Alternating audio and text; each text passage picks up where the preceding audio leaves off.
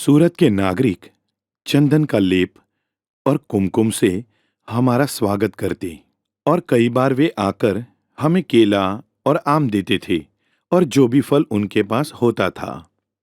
हमें कीर्तन के बीच से लोगों के घरों में खींचा गया और ठंडी लस्सी या कुछ मिठाई दी गई। संपूर्ण शहर केवल कृष्ण भावना से प्लावित था। पूरा नगर कृष्ण भक्ति से प्रज्वलित था। उन्होंने हमें और भी आध्यात्मिक और अधिक भक्तिपूर्ण बना दिया। हमने कई स्थानों पर हरिनाम किया था, लेकिन सूरत के लोगों ने इसे जीवन भर का अनुभव बनाया। प्रभुपाद अथक थे। वे लगातार बोलते रहते। वो बच्चों का अभिवादन करते और उन्हें थोड़ी मिठाइयां देते और वे घंटों बैठे रहते और हजारों लोगों को दर्शन देते। लोग हमारे प्रति अत्यंत दयालु थे और वास्तव में बहुत मधुर थे। जब हम सूरत में थे तब प्रभुपाद ने कहा, यह भक्तों का शहर है। उन्होंने प्रभुपाद के लिए खास तौर पर पूरा शहर बंद कर दिया। वे सड़कें बंद कर देते और प्रभुपाद के साथ जुलूस निकालते और प्रत्येक दुकान बंद हो जाती। वो व्यक्ति जिनके घर में हम रुके थे, भगुभाई जरीवाला, एक सुंदर छोटे शरीर वाले बुजुर्ग बहुत स्वस्थ दिखने वाले भारतीय बैंकर थे। मुझे याद है कि वहां भी हमें पेशिश का रोग हुआ था। ये बहुत गंभीर था। 20 बीमार भक्त और उन्होंने बस हमारा ख्याल रखा। हमें जो भी चाहिए होता था वे उसका ख्याल रखते थे। और अंत में जब हम जा रहे थे, भगुभाई जरीवाला ने हमें कहा, मैं इस अद्भुत अनुभव के लिए आपका धन्यवाद करता हूँ। आपकी सेवा करना हमारे लिए बहुत बड़ा सम्मान था और कृपया मेरे किसी भी अपराध के लिए मुझे क्षमा करें। और वो रोने लगे। प्रभुपाद ने हमारी ओर देखा और कहा, ये एक वैष्णव है। हालांकि हमने उनके घर में आलोचना की और बीमार भी रहे, फिर भी उन्होंने हमें बहुत दक्षिणा दी, लेकिन उन्होंने कभी भी बुरा नहीं लगाया। पूरे परिवार ने केवल सेवा की। उन्होंने केवल हमारी बस सेवा की। मुझे याद है कि जब हम एक नगर में पहुंचे, पूरे नगर की दुकानें बंद हो गई थी। मेयर आए, सभी लोग ट्रेन स्टेशन पर आए। दूसरे शब्दों में कहे तो पूरा शहर बंद हो गया हमारे स्वागत में, श्रील प्रभुपाद के स्वागत में। मुझे पता नहीं, मेयर ने या किसी अग्रणी ने कहा कि यदि इंदिरा गांधी यहाँ आती तो भी उनका ऐसा स्वागत समारोह नहीं होता जैसा उन्होंने प्रभुपाद के लिए आयोजित किया था। विशेष रूप से सूरत का ये कार्यक्रम, प्रतिदिन हरिनाम संकीर्तन के लिए वे हमें नगर के एक अलग अलग हिस्से में ले जाते और भक्तों का ऐसा स्वागत करते जैसे वो स्वर्ग से पधारे हो। ये बहुत ही अपरिहार्य था। मुझे याद है, एक समय पर मैं रोने लगा था क्योंकि मैं समझ सकता था कि भगवान चैतन्य के संकीर्तन आंदोलन और उनकी कृपा का बाढ़ का क्या अर्थ है। क्योंकि कुछ साल पहले तक हम सड़क पर आवारा और हिप्पियों की तरह थे। प्रभुपाद की शक्ति उनके प्रारंभिक शिष्यों के माध्यम से सूरत जैसी परिस्थिति में प्रकट हुई थी, जहां हजारों लोग सड़क पर, छत से, खिड़की से बाहर लटक रहे थे। रास्ते दीवार से दीवार लोगों से भरे हुए थे। बस थोड़ी सी पर्याप्त जगह भक्तों को निकलने के लिए थी। हरे कृष्ण कीर्तन करते भक्तों की उपस्थिति से वो लोग मोहित और मंत्रमुग्ध थे। आप समझ सकते हैं कि ये प्रभुपाद के कारण था। हम केवल प्रभुपाद के पीछे पीछे चल रहे थे, जैसे छोटी छोटी बतख अपनी मां के पीछे चलती है। कभी कभी सज्जन श्रील प्रभुपाद से मिलने आते और उनसे चर्चा करते। एक बार मैं बहुत प्रभावित हुआ जब श्रील प्रभुपाद ने एक सज्जन व्यक्ति से कहा कि भारत सरकार के पास भगवत गीता का एक विभाग होना चाहिए। भगवत गीता भारत की सबसे बड़ी संपत्ति है और इसका पूरे विश्व में प्रचार करना चाहिए।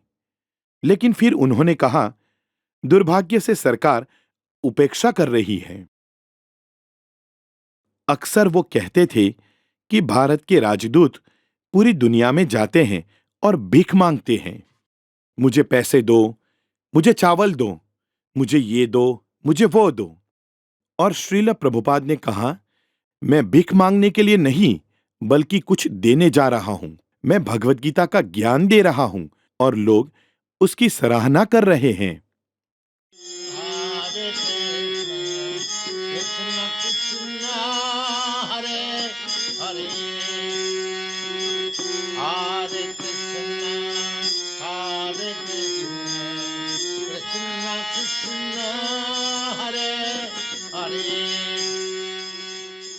पहली बार भारत आने से पहले 1967 सैन फ्रांसिस्को में अच्युतानंद ने हमें श्रील प्रभुपाद के कलकत्ता नगर संकीर्तन के चित्र भेजे थे। और जब हमने प्रभुपाद को इस एक चित्र में भारत की सड़कों पर कीर्तन करते देखा, हम सभी बस उस दिन के लिए प्रार्थना कर रहे थे कि कब हम श्रील प्रभुपाद से जुड़ेंगे। उन्होंने कहा कि वो हमें भारत ले जाएंगे और पैदल हमें भारत दिखाएंगे। और जब हम सैन फ्रांसिस्को में थे, हमें पता नहीं था कि इसका क्या अर्थ है, लेकिन इसका मतलब ये था कि किसी स्थान पर तीर्थ यात्रा करना एक अलग बात है, लेकिन जब तक आप पवित्र नाम का जाप करते हुए सड़कों पर पैदल नहीं हैं, तब तक आप भारत को अनुभव नहीं कर सकते।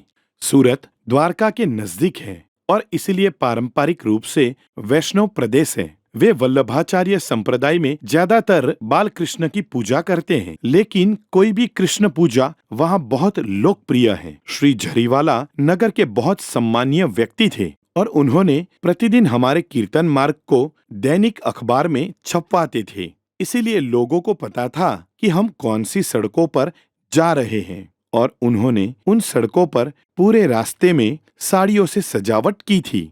सबने अपने घरों के सामने सफेद चौक से शुभ रंगोली बनाई थी और वे कुमकुम, चावल और फूलों की माला लिए खड़े हुए थे। लाल कुमकुम और चावल हमारे माथे पर डालकर हमें माला पहना रहे थे। हमें इतनी मालाएं मिली कि थोड़ी देर बाद हमें उनमें से 20 को उतारना पड़ा और भीड़ के लोगों को देना पड़ा। और थोड़े ही समय में 20 और मालाएं हमारे गले में थी। प्रत्येक शोभा यात्रा में हमें 50 बार मालाएं पहनाई गई और लोग नगर संकीर्तन में जाते हुए गली में हमारी आरती कर रहे थे।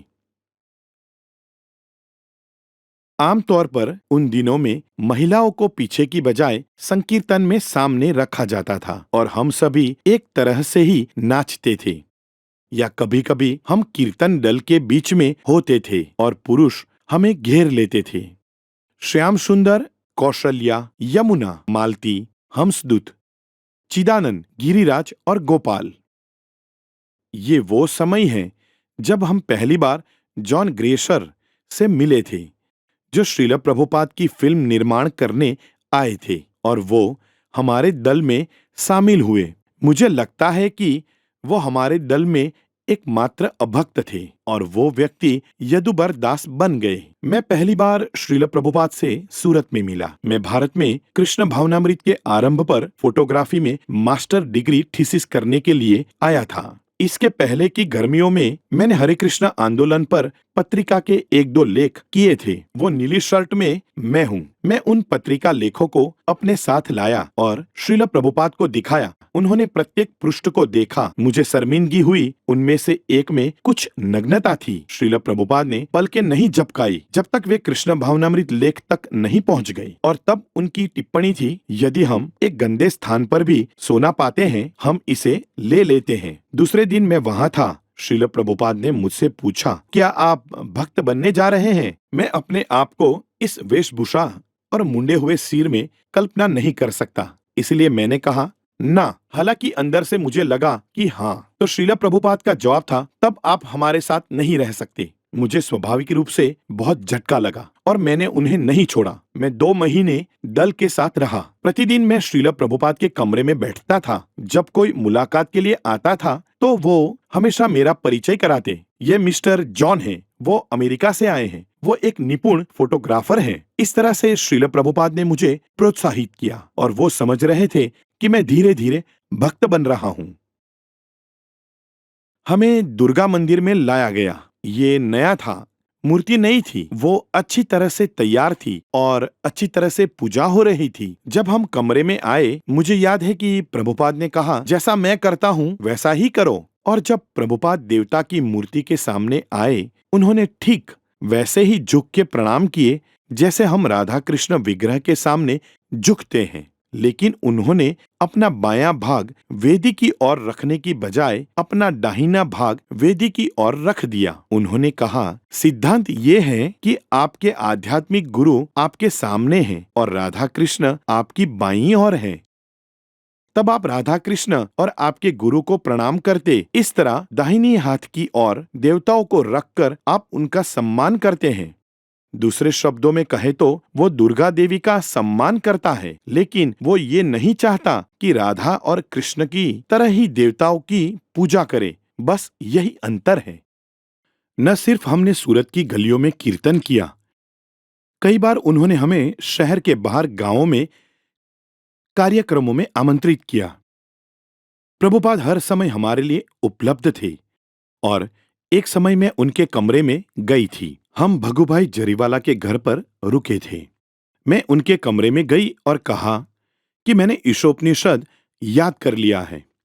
इनमें से एक कार्यक्रम में प्रवचन के बाद प्रभुपाद ने कहा, कौशल्या, तुम यहां आओ। मैं उनके पास गई और उन्होंने कहा, तुम श्री ईशोपनिषद गाओ। मैंने सोचा, हे भगवान, सब कोई मुझे देख रहा है। फिर इसलिए मैंने श्री ईशोपनिषद गाया। जब मैं गा रही थी तब पूरे समय मैं प्रभुपाद की ओर देख रही थी और उनकी वो मुस्कान, वो धीरे धीरे और अधिक प्रसन्न हो रहे थे और उनकी मुस्कान बढ़ती जा रही थी। जब मैंने पूरा समाप्त किया, उन्होंने मुझे अपने करीब बुलाया और मैं प्रणाम करने लगी। उन्होंने मेरा सर पकड़ के अपनी गोद में रखकर मुझे पीठ पर थपथपाकर मेरे सर पर हाथ फेरा। मुझे एक कुत्ते के बच्चे जैसा महसूस हुआ। ये सचमुच में विशेष था। अन्य स्थानों की तरह हम सुबह सुबह श्रील प्रभुपाद के कमरे में जाते और गुरुवाष्टकम प्रार्थना करते। तो एक सुबह प्रार्थना के बाद प्रभुपाद ने छोटा व्याख्यान दिया और फिर उन्होंने पूछा, कृष्ण भौतिक दुनिया में क्यों आते हैं? तो अलग अलग भक्तों ने अलग अलग जवाब दिए, लेकिन दीनानाथ प्रभु ने जवाब दिया कि वो भक्तों को आनंद प्रदान करने के लिए आते हैं। और श्रील प्रभुपाद ने कहा कि हाँ, ये सही उत्तर था, क्योंकि अन्य उद्देश्यों को अन्य प्रतिनिधि द्वारा पूरा किया जा सकता है, लेकिन केवल कृष्ण आकर अपने शुद्ध भक्त को संतुष्ट कर सकते थे। तो दीनानाथ के उत्तर देने के बाद श्रील प्रभुपाद ने कहा, अब तुम मुक्त हो गए, क्योंकि भगवत गीता में कहा है, जन्म कर्म च मे दिव्यम एवं यो वेति तत्वतः। जो कृष्ण के आविर्भाव तथा दिव्य प्रकृति को जानता है, त्वक्ता देहम पुनर्जन्मम नेति मामेति सो अर्जुन, उनका पुनर्जन्म नहीं होता, वरन वह भगवत धाम कृष्ण के पास जाता है।